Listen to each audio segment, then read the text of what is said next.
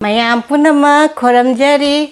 ꯉꯁꯤ ꯑꯩ ꯚꯤꯗꯤꯑꯣꯁꯦ ꯊꯣꯡꯕꯒꯤ ꯑꯣꯏꯅ ꯚꯤꯗꯤꯑꯣꯁꯦ ꯍꯥꯞꯄꯒꯦ ꯍꯥꯏꯗꯤ ꯈꯔꯅꯤꯁꯦ ꯑꯩ ꯚꯤꯗꯤꯑꯣꯁꯦ ꯍꯥꯏꯗꯤ ꯏꯁꯥ ꯅꯨꯡꯉꯥꯏꯇꯕꯗꯒꯤ ꯚꯤꯗꯤꯑꯣꯁꯦ ꯑꯩꯅ ꯅꯝꯗꯕꯅꯦꯕ ꯑꯗ ꯑꯩꯅ ꯅꯣꯡ ꯅꯤꯅꯤ ꯃꯇꯨꯡꯗ ꯚꯤꯗꯤꯑꯣ ꯍꯥꯞꯄꯛꯀꯅꯤ ꯆꯥꯕꯩꯁꯨ ꯚꯤꯗꯤꯑꯣ ꯍꯥꯞꯄꯛꯀꯅꯤ ꯍꯥꯏꯗꯤ ꯈꯅꯥꯎ ꯈꯔ ꯅꯥꯕꯗꯣ ꯑꯗꯨꯅ ꯑꯩꯅꯅꯦ ꯈꯅꯥꯎꯒ ꯂꯣꯛ ꯑꯔꯨꯝ ꯈꯔ ꯅꯥꯇꯣꯟꯒꯁꯦ ꯅꯞꯀ ꯆꯣꯠꯊꯔꯦ ꯍꯥꯏꯕ ꯑꯗꯨꯅ ꯚꯤꯗꯤꯑꯣꯁꯦ ꯑꯩꯅ ꯆꯥꯕꯩꯁꯦ ꯚꯤꯗꯤꯑꯣꯁꯦ ꯈꯔꯅꯤꯁꯦ ꯅꯝꯗꯕꯅꯦꯕ ꯍꯥꯏꯗꯤ ꯑꯩꯕꯨ ꯅꯨꯡꯁꯤꯔꯤꯕ ꯏꯆꯤꯟ ꯏꯅꯥꯎ ꯃꯌꯥꯝꯅ ꯑꯩꯒꯤ ꯚꯤꯗꯤꯑꯣꯁꯦ ꯈꯧꯔꯥꯡꯅ ꯉꯥꯏꯔꯝꯒꯅꯤꯀꯣ ꯑꯗꯨꯅ ꯚꯤꯗꯤꯑꯣꯁꯦ ꯑꯩꯅ ꯑꯊꯣꯡꯕꯒꯤ ꯚꯤꯗꯤꯑꯣꯗꯤ ꯂꯩꯕ ꯑꯗꯨ ꯆꯥꯕꯩ ꯚꯤꯗꯤꯑꯣꯁꯦ ꯅꯣꯡ ꯅꯤꯅꯤ ꯃꯇꯨꯡꯗ ꯍꯥꯞꯄꯛꯀꯦ ꯑꯁꯤ ꯚꯤꯗꯤꯑꯣꯁꯦ ꯑꯣꯏꯅ ꯃꯌꯥꯝ ꯅꯨꯡꯁꯤꯕꯤꯗꯨꯅ ꯑꯩ ꯚꯤꯗꯤꯑꯣꯁꯦ ꯌꯦꯡꯕꯤꯌꯣ ꯑꯩꯗꯤ ꯊꯣꯡꯕꯁꯦ ꯃꯇꯨꯡꯗ ꯑꯩ ꯆꯥꯕꯩ ꯚꯤꯗꯤꯑꯣꯁꯦ ꯑꯣꯏꯅ ꯍꯥꯞꯄꯛꯑꯒꯦ ꯍꯥꯏꯗꯤ ꯚꯤꯗꯤꯑꯣ ꯑꯃꯅꯤ ꯈꯔ ꯑꯩ ꯊꯣꯡꯕꯩ ꯑꯣꯏꯅ ꯑꯗꯨꯝ ꯍꯥꯞꯄꯒꯦ ꯃꯌꯥꯝ ꯍꯥꯏꯗꯤ ꯚꯤꯗꯤꯑꯣ ꯀꯩꯅꯣ ꯑꯩ ꯚꯤꯗꯤꯑꯣꯁꯦ ꯑꯩꯕꯨ ꯅꯨꯡꯁꯤꯕꯤꯔꯗꯤ ꯑꯩꯁꯦ ꯋꯥꯗꯤ ꯌꯥꯝ ꯉꯥꯡꯕ ꯍꯩꯇꯦꯕꯅꯤꯀꯣ ꯍꯥꯏꯕꯁꯦ ꯍꯩꯇꯦ ꯑꯗꯨꯅ ꯁꯤꯒꯤ ꯚꯤꯗꯤꯑꯣꯁꯤꯅ ꯑꯩ ꯀꯩꯅꯣꯅꯤꯀꯣ ꯏꯂꯤꯁꯥ ꯊꯣꯡꯕꯩ ꯚꯤꯗꯤꯑꯣꯅꯤꯀꯣ ꯏꯂꯤꯁꯥꯁꯦ ꯑꯩꯒꯤ ꯃꯑꯣꯡꯗ ꯍꯥꯏꯗꯤ ꯀꯃꯥꯏꯅ ꯊꯣꯡꯉꯤ ꯍꯥꯏꯁꯦ ꯍꯥꯏꯗꯤ ꯑꯩꯒꯤ ꯏꯆꯥꯅꯨꯄꯤꯁꯨ ꯊꯣꯡ ꯊꯥꯛꯄ ꯌꯥꯝ ꯍꯩꯇꯦ ꯈꯔꯕꯨꯗꯤ ꯍꯩꯕ ꯌꯥꯝꯅꯗꯤ ꯍꯩꯇꯦꯕ ꯃꯣꯏꯁꯨ ꯍꯌꯦꯡ ꯀꯣꯟꯅ ꯍꯥꯏꯗꯤ ꯃꯊꯪꯗ ꯍꯥꯏꯗꯤ ꯚꯤꯗꯤꯑꯣꯁꯦ ꯃꯣꯏꯁꯨ ꯑꯩꯒꯤ ꯚꯤꯗꯤꯑꯣ ꯊꯣꯡꯕꯩ ꯚꯤꯗꯤꯑꯣꯁꯦ ꯂꯩꯍꯧ ꯇꯥꯔꯗꯤ ꯃꯣꯏꯁꯨ ꯌꯦꯡꯉꯒ ꯑꯗꯨꯝ ꯊꯣꯡꯕ ꯌꯥꯏꯀꯣ ꯑꯗꯨꯒꯤꯗꯃꯛꯇ ꯑꯩꯅ ꯊꯣꯡꯕꯩ ꯚꯤꯗꯤꯑꯣꯁꯦ ꯑꯗꯨꯝ ꯍꯥꯞꯆꯔꯛꯄꯅꯤ ꯃꯌꯥꯝ ꯅꯨꯡꯁꯤꯕꯤꯗꯨꯅ ꯑꯩꯒꯤ ꯚꯤꯗꯤꯑꯣꯁꯦ ꯃꯈꯥ ꯊꯥꯅ ꯌꯦꯡꯕꯤꯌꯨ ꯑꯗꯩ ꯃꯊꯪꯗ ꯅꯣꯡ ꯅꯤꯅꯤ ꯃꯇꯨꯡꯗ ꯑꯩ ꯆꯥꯕꯩ ꯚꯤꯗꯤꯑꯣꯁꯤ ꯑꯗꯨꯝ ꯍꯥꯞꯄꯛꯀꯅꯤ ꯑꯗꯨꯒ ꯑꯩꯒꯤ ꯍꯧꯖꯤꯛ ꯏꯂꯤꯁꯥꯁꯦ ꯀꯃꯥꯏꯅ ꯊꯣꯡꯉꯤ ꯑꯩꯒꯤ ꯃꯑꯣꯡꯗꯅꯦ ꯃꯌꯥꯝꯒꯤ ꯈꯨꯊꯣꯡꯁꯦ ꯃꯥꯟꯅꯔꯝꯗꯕꯁꯨ ꯌꯥꯏꯑꯕ ꯑꯩꯒꯤ ꯃꯑꯣꯡꯁꯦ ꯀꯃꯥꯏꯅ ꯊꯣꯡꯒꯦ ꯍꯥꯏꯁꯦ ꯃꯌꯥꯝ ꯌꯦꯡꯉꯁꯦ ꯏꯂꯤꯁꯥ ꯐꯪꯉꯛꯄ ꯄꯥꯟꯒ ꯏꯂꯤꯁꯥꯒ ꯉꯁꯤꯗꯤ ꯊꯣꯡꯉꯒꯦ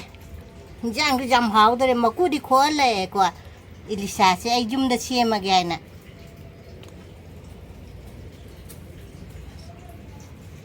ꯁꯦ ꯑꯩꯈꯣꯏꯅ ꯏꯁꯄꯤꯁꯦꯜ ꯃꯪꯒꯥꯏꯔꯤ ꯃꯤꯁꯤꯁꯦ ꯁꯤ ꯊꯥꯡꯁꯤꯅ ꯏꯂꯤꯁꯥꯁꯦ ꯁꯦꯝꯃꯛꯑꯒꯦ ꯊꯥꯡꯁꯦ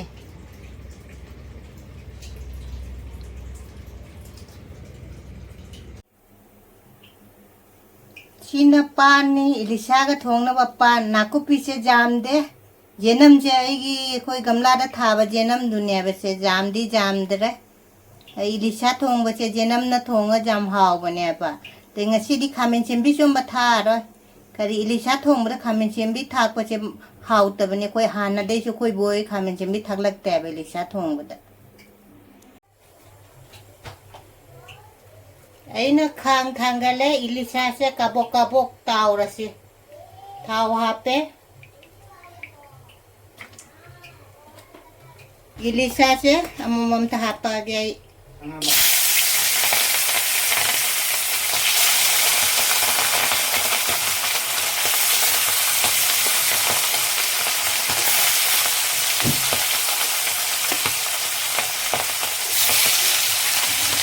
इलिसासे जामुन ngoro jamun laga haw tabani dikata uji ondo si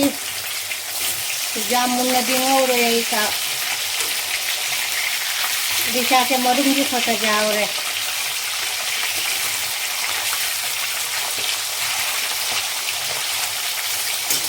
इलिसासे मनम कदी जामुन से अइना जाम पुइना ngaijara phanga ngaira thamjaba इलिसाने हाउदी जाम हावरने अब मनम इलिसासे कोथोसी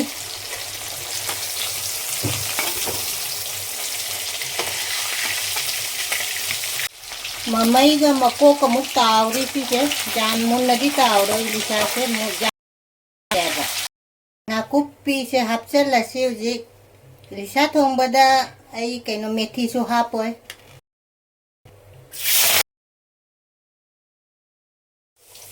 पान जिसु हापचलसे पान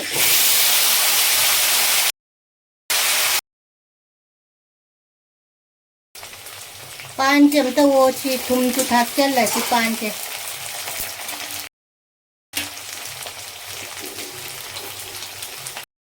थुम नमक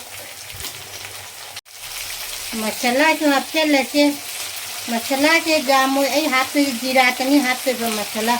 मसाला जाम हापचो हावते जीरागा बी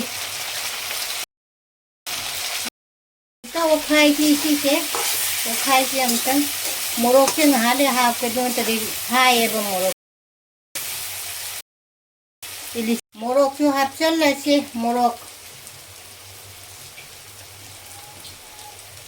मोरोक से आई की निपाना सा की हस्बैंड ना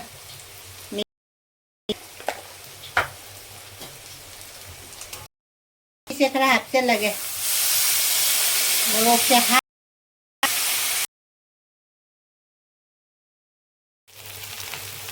जान के मई हाथ चल ऐसी पान के खरा खरा मूल्य है मई हाथ चल लगेंगे सिंह हाथ सवला इलिसा हाथ के ना से हाथ से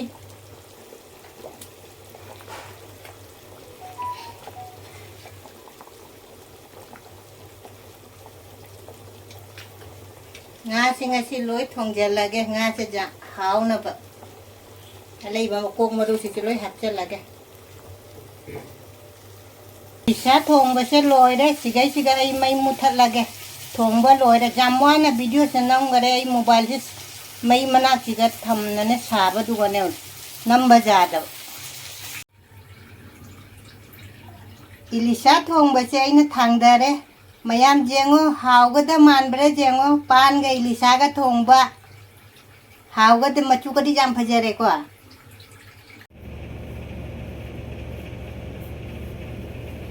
ai ki video se ai ilisa thongbai video se mayam na jengba nungai ra di share jam na tosan biramo nungsi ba comment pibiramo